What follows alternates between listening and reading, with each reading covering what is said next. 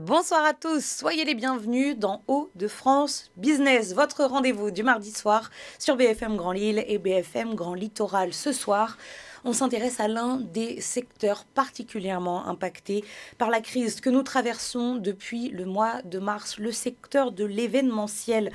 Pour en parler, notre invité ce soir, j'ai le plaisir d'accueillir Stéphane Brenne. Bonsoir. Bonsoir.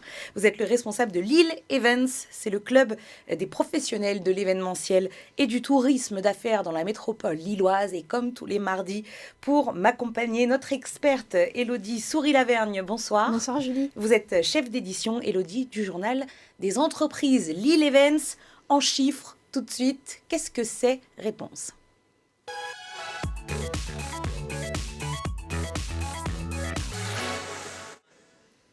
Alors, Lille Events, c'est un réseau de plus de 90 membres représentatifs de l'ensemble des métiers liés à l'événementiel. Ça représente dans la métropole 1700 emplois directs depuis le début de la crise sanitaire. Évidemment, des pertes qui se chiffrent en millions, 17 millions d'euros perdus par mois depuis le début de cette crise, 80% d'inactivité par rapport à une période normale. Stéphane Brenne, vous le savez, le président de la République, Emmanuel Macron, va répondre à une interview demain soir. On se demande s'il va annoncer un durcissement des mesures. La métropole lilloise est passée le week-end dernier en zone d'alerte maximale. Vous avez peur de ce que vous allez entendre demain soir ? Oui, malheureusement, on commence à s'habituer, mais effectivement, là, ce week-end, on est passé en maximal. Voilà, donc c'était déjà pas facile depuis pas mal de mois. Et là, on s'attend au pire. Ouais, donc, de toute façon, nous, le coup près dans l'événementiel, on l'a. On pensait reprendre au mois de septembre et c'est pas le cas. Donc voilà, c'est vraiment catastrophique. Le passage en zone d'alerte maximale ce week-end, ça a changé quoi très concrètement? C'est la jauge, pas le droit d'accueillir plus de 1000 personnes à la fois par événement? Voilà, c'est ça. Donc pas le droit de 1000 personnes. Donc en fait, tous les événements professionnels peuvent continuer, mais jusque 1000 personnes. Et puis surtout, les salons, les congrès ont été annulés carrément.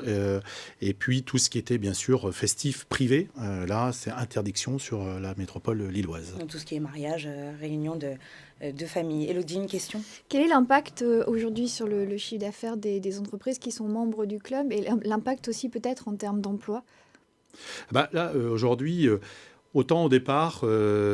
on s'est dit ça va durer 2-3 mois, donc on a eu les aides tout de suite mises en place, l'État nous a suivis, etc. Ça a été très bien suivi. Aujourd'hui, les gens tiennent pensant qu'il y avait à avoir une reprise au mois de septembre. Le problème, c'est que ce n'est pas du tout arrivé et qu'aujourd'hui, effectivement, vous annoncez 17 millions d'euros de pertes par mois. Ça, c'était ce qu'on avait annoncé au mois de mars par une enquête. Là, on est en train de faire une nouvelle enquête. On va être au-delà de ça. Et surtout... Vous avez une estimation déjà du... je pense qu'on sera 25 ou 30 millions, parce qu'il y a des entreprises qui sont à zéro depuis quelques mois. Donc là, oui. Ça va vraiment une catastrophique. Et puis après, l'emploi, aujourd'hui, les gens tiennent. Il y a le chômage partiel qui est là, et heureusement, qui est repassé à 100% là, depuis récemment. Mais en attendant, il y a encore les charges à payer, il y a quand même les loyers à payer, et le chiffre d'affaires est à zéro pour la plupart des entreprises. Et c'est vrai qu'on parle aujourd'hui directement des gens de l'événementiel. Donc on pense tout de suite aux agences, aux techniciens. Mais derrière, il y a toute une filière aussi qui est touchée.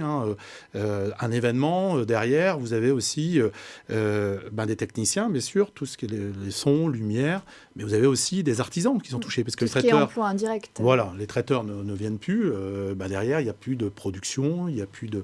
on parlait de fleuristes, des coiffeurs. Pareil, ils subissent aussi, malheureusement, le fait de ne plus avoir d'événements. Voilà. Et est-ce que vous avez déjà constaté des entreprises qui sont au bord du redressement, voire de la faillite, ou est-ce qu'avec les PGE, les prêts garantis par l'État, les entreprises se maintiennent et la casse, ce sera plutôt 2021 s'il n'y a pas d'amélioration de la situation?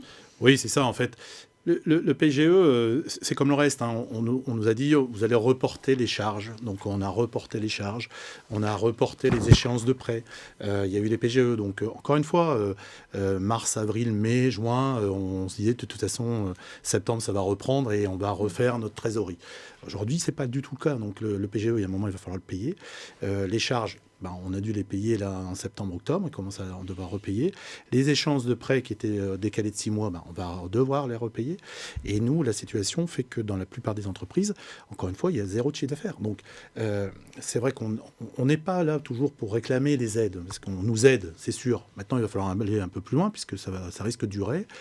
Nous, ce qu'on veut, c'est de continuer à travailler. Et encore une fois, on l'a dit là tout à l'heure, la jauge est de 1000. Donc, jusque 1000, les professionnels peuvent organiser des événements. Donc, il n'y a pas de problème. On est prêt. Enfin, on est prêt depuis le mois de juin, d'ailleurs, à accueillir le monde. Et la preuve en est, on a fait des événements nous-mêmes. On a 0 cluster aujourd'hui. Dans tous les événements qui se sont organisés sur la métropole lilloise et, je dirais même un peu sur la Haute-France, 0 cluster. Donc, à un moment, nous, il faut continuer à travailler. Il faut que les annonceurs et les commanditaires continuent à garder les budgets qui étaient prévus, en tout cas sur les jauges, jusqu'à 1000 personnes, et dans la règle des protocoles sanitaires, bien sûr. Qu'on soit bien clair, Stéphane Brenne, coup d'arrêt, comme pour la grande majorité des entreprises, en mars dernier. Vous pensiez que ça allait repartir en septembre. Depuis le mois de septembre et jusqu'au week-end dernier, qui a annoncé cette zone d'alerte maximale, il y en a eu des salons, il y en a eu des événements. C'est reparti quand même un peu ? Non, pas du tout. Il y a eu quelques salons, Imotissimo qui a eu lieu, mais vraiment à la limite, puisque je pense que le préfet l'a essayé, mais on était vraiment à la limite. Il y a eu quelques salons qui ont été organisés, quelques événements, de gros événements qui ont plus ou moins été organisés, mais beaucoup d'événements de 2-3 000 qui ont été du jour au lendemain annulés le mardi pour le vendredi. Donc avec des pertes aussi pour les traiteurs assez conséquentes, parce qu'on s'était prévu. C'est plutôt la crainte chez les annonceurs, c'est plutôt leur responsabilité qui est mise en... Voilà, donc ils n'osent pas le faire, alors que on peut, encore une fois, jusqu'à 1000 personnes pouvoir accueillir du monde. Il n'y a aucun problème. D'ailleurs, on voit de plus en plus d'événements qui étaient prévus et qui se tiennent finalement en visioconférence. Quel est votre ressenti par rapport à ça ? Est-ce qu'il n'y a pas moyen pour les acteurs de l'événementiel peut-être de se greffer à ça, de proposer des services autour de ça ? Si, on a tout de suite été... on s'est réinventé très rapidement, oui. Puisque c'est notre métier aussi de tous les jours. Donc très vite, on s'est réinventé, on s'est orienté vers la visio. Aujourd'hui, vous le savez très bien, bien sûr qu'on peut continuer à faire la visio, mais la visio ne remplace pas le contact humain, et on en a tous besoin. Donc après, vous pouvez faire un mélange, c'est-à-dire qu'il peut y avoir du présentiel et de la visio en même temps. Mais sur de la visio, encore une fois, les gens restent chez eux, c'est pas la même chose, et puis vous n'avez pas le traiteur le midi, vous n'avez pas de technicien, vous n'avez pas de coiffeur, vous n'avez pas d'accueil, vous n'avez pas... Enfin voilà. Donc finalement, c'est à moindre mal pour les entreprises et continuer à avoir des relations. Mais encore une fois, je pense que ça ne remplace pas le présentiel. Voilà. Et vous en parliez tout à l'heure, vous nous avez dit 0 cluster dans le monde de l'événementiel. C'est pour ça qu'en septembre, vous avez lancé cet événement Clean and Safe, propre et protégé. C'était vraiment ça le but, montrer qu'on peut organiser ce genre d'événement sans aucun risque ou presque. C'est ça, exactement. Dans un premier temps, on l'a organisé en disant, ça s'appelle Réunion, c'était la relance. Donc on s'était dit, voilà, c'est septembre, on fait une grande conférence de rentrée, et surtout on montre que là, à l'île Grand Palais, on était plus de 300 personnes, de l'événementiel et d'autres, de montrer que on était capable d'organiser les choses sans prendre de risques, en tout cas en limitant les risques, mais qu'on était capable d'organiser les choses. Donc il y a eu une conférence, il y a eu un petit salon derrière d'organiser, il y a eu aussi un cocktail déjeunatoire qui ont été organisés, mais en respectant complètement le protocole sanitaire qui était demandé.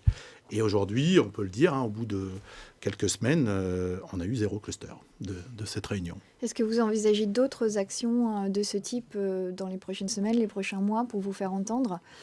Oui, nous, on a beaucoup de relations avec la préfecture. Aujourd'hui, on est écouté et c'est bien. On est pas mal avec la MEL aussi, avec Hello Lille. On a co-signé d'ailleurs aussi notre communiqué de presse avec 12 co-signataires, dont le MEDEF, la Chambre des métiers et de l'artisanat, la CCI, des gens qui nous soutiennent aussi pour dire continuez à faire vos événements.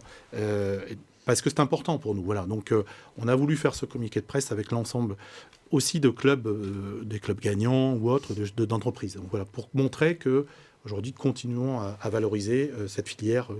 Tout le monde est concerné. Ouais. Stéphane Brenne, vous restez avec nous. C'est l'heure de passer à l'actualité des entreprises.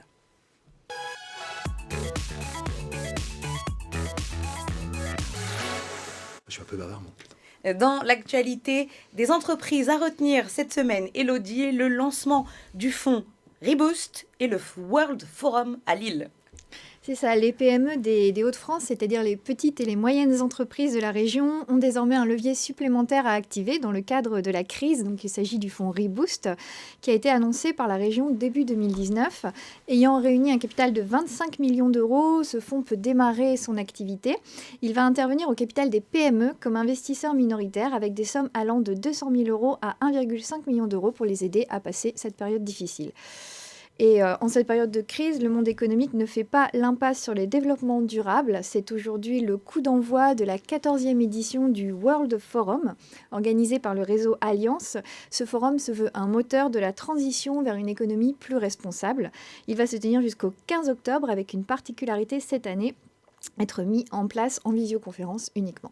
Merci beaucoup, Élodie Souris-Lavergne. Je rappelle que vous êtes la chef d'édition du Journal des entreprises. Le magazine du mois d'octobre est paru. On voit la une. On retrouve à la une La Redoute. Merci à vous, Stéphane Brenne, responsable de Lille Events, Merci, le Julie. club des professionnels de l'événementiel et du tourisme d'affaires dans la métropole lilloise. Merci d'avoir accepté ce soir notre invitation dans Hauts-de-France Business sur BFM Grand Lille et BFM Grand Littoral.